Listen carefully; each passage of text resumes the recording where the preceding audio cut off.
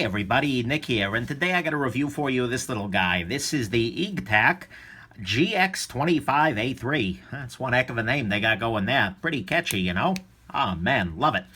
Not at all. Anyways, it's a great light though, and first off I do want to thank my buddy Jim for sending this guy along. Jim is my enabler in all things flashlight, and I appreciate his loaning this guy over my way. Great light. And let's do a quick size comparison real quick.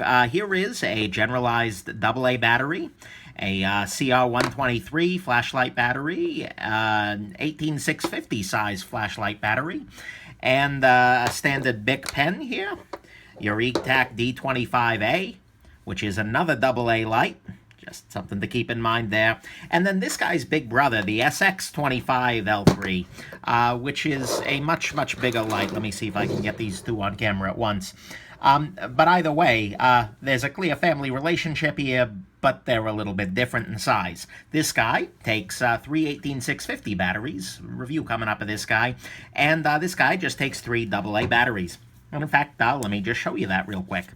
So let's jump on into the good, the bad, and the ugly of this particular flashlight. On the good side, first off, I do love the battery holder in this guy. You can see it's just AA batteries, but they fit in here nicely. There's not a separate plastic cage to break, and you can see in here pretty intuitively looking down there, oh, okay, those two need to be buttoned down, and this one needs to be buttoned up.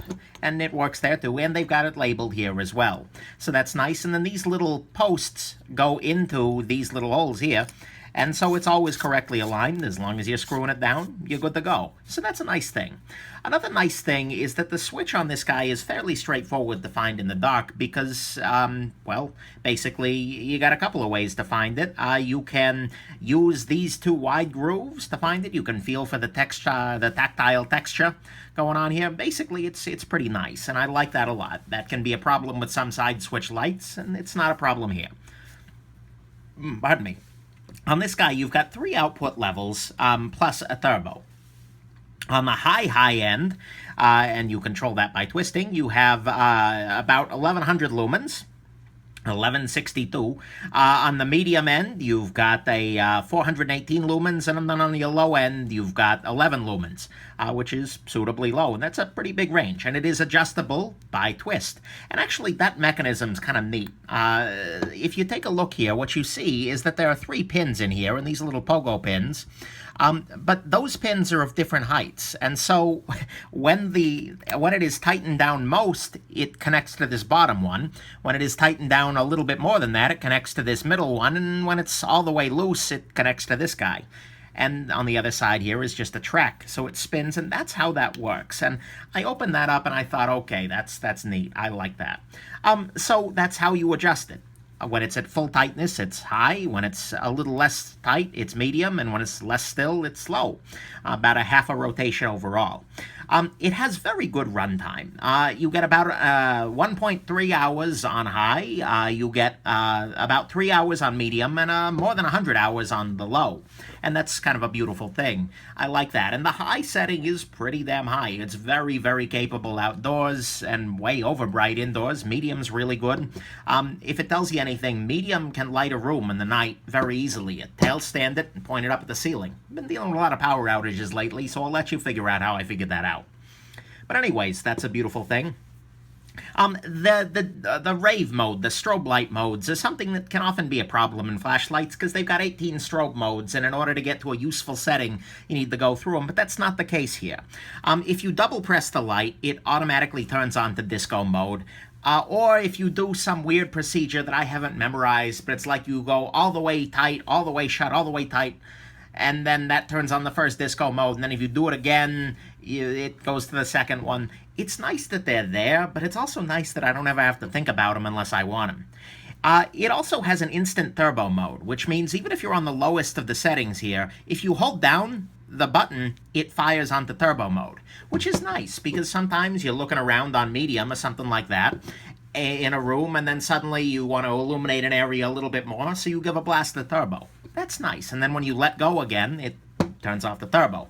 It is waterproof to the IPX8 standard, which allows you to submerge it to some extent or another, but that's a good thing to do. It is very nicely sized for the hand. I mean, ergonomically speaking, this fits nicely. I got no complaints holding onto this light, and it's substantial enough that I don't feel like it's going anywhere. So that's kind of a beautiful thing. It tail stands nicely, like I said, and it's available in both a regular LED and a neutral white, and this is the neutral white version. And I've become a tint snob, and I love the neutral white. That's just nice. So there's your good. The battery holder is really nice. The switch is findable in the dock. It's got 3 output levels, which range from good for outdoors to great for indoors, dock sorts of settings. The twist adjustability is well implemented and kind of neat. It's got good runtime. The disco modes are hidden, which is a beautiful thing. The instant turbo's nice. The size in the hand is good, and it's got a great neutral white sort of finish on it. Let's go ahead and talk a little bit about the great here in this light. So the great part about this light is the fact that it's using a AA sized battery.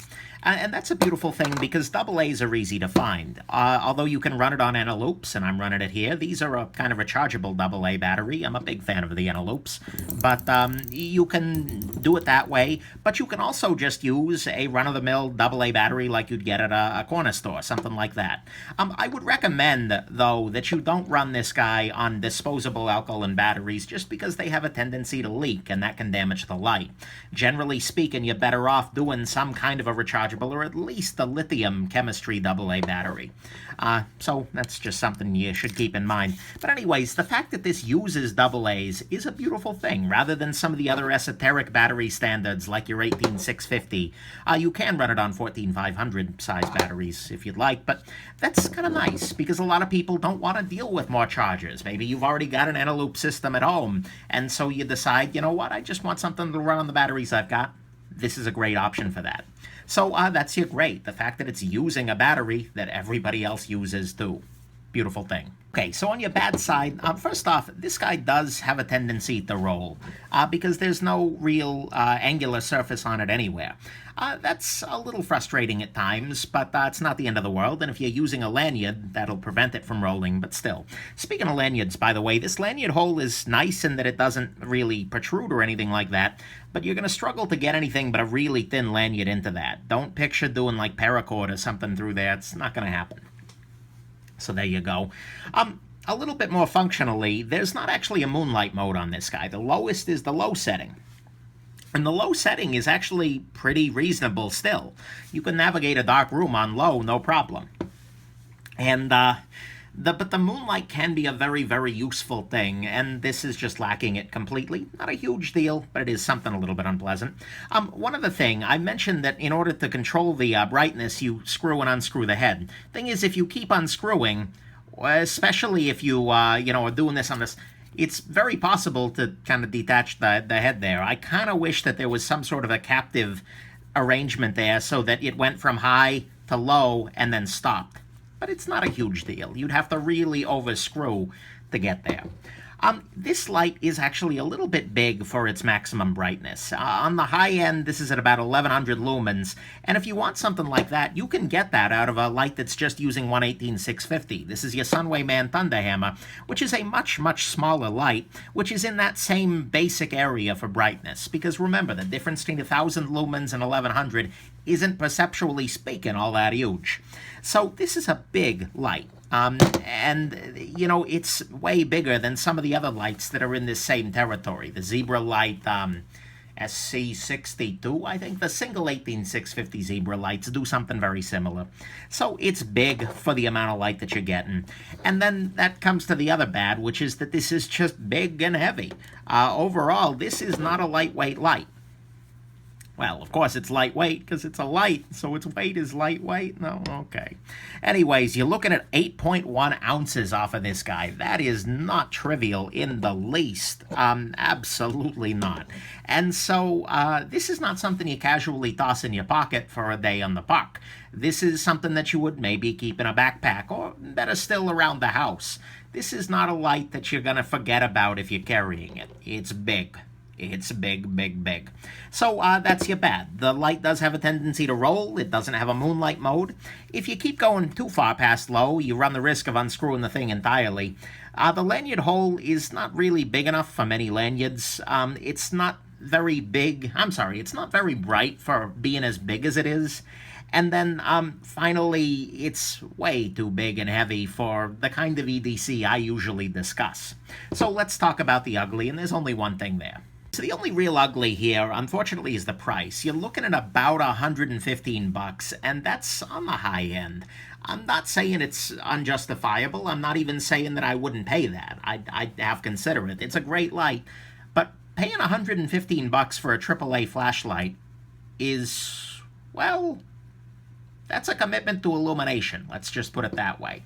And so that's something you do have to keep in mind. This is not a cheap little light here. But it is a really good one. So anyways, let's jump into the conclusion here. So this guy is a great light if you're wanting to stick to AA batteries. And in many ways, that's a smart approach. Because once you get into the flashlight world, there are a billion different kinds of batteries out there. In the lights that I own, there are 4 different sizes that can be used. 18650, RCR123, which is slightly different than CR123, 14500, and this guy is an 18350. And I at some level, although I like all of the lights that take these, I hate my life having 4 different standard sizes for batteries. It's really smart to just go with one freaking size and be done with it. And if you're standardizing on AA batteries, you can use something like your EagTac G25A here, which is a great EDC light, and you can use this guy for a more powerful light around the house, and you can use the same batteries in all of them, and that's the same batteries that you can also use to power your remote control or your kids' toys, whatever. That's kind of a beautiful thing, and so in that way, this is an incredible light. And it's a great exercise for a nice set of rechargeable batteries for your Eneloops or what have you.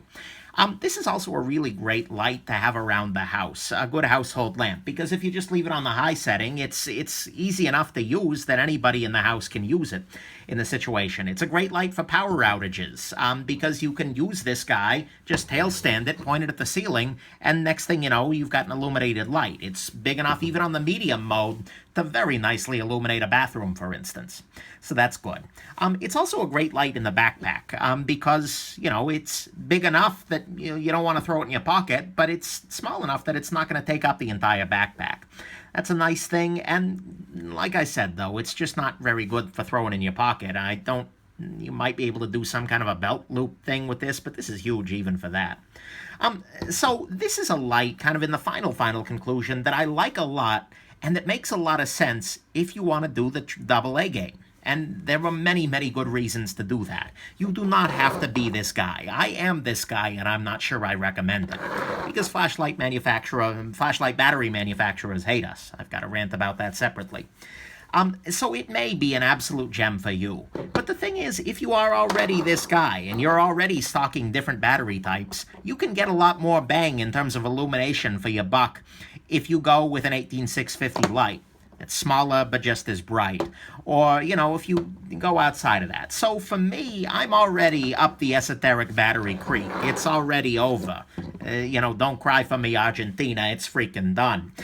But, I don't know. If you'd rather avoid that pain, then this is a great way to do it. And I think at the end of the day, it is going to be worth that price. So thanks again, Jim, for sending this along. And I hope that you enjoy this light if you pick one up. And if you too are stuck in esoteric battery, heck, oh boy, I'm so sorry. Run while you still can. Have yourselves an absolutely wonderful rest of your day.